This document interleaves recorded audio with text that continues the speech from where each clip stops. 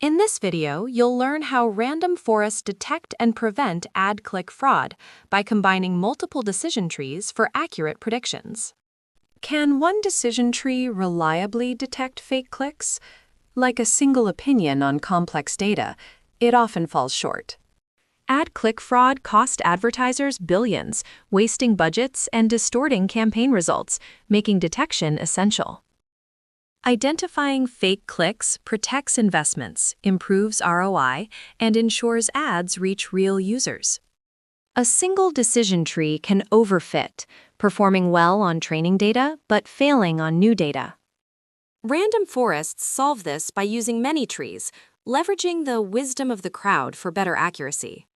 Each tree trains on a random subset of data, bagging, learning different patterns and reducing bias. They also use random feature selection, making trees more diverse and less prone to the same errors.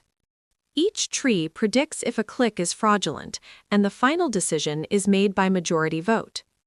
This averaging reduces variance, making predictions more stable and reliable.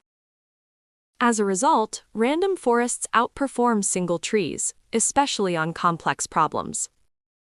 By combining multiple trees, random forests provide a strong defense against ad fraud.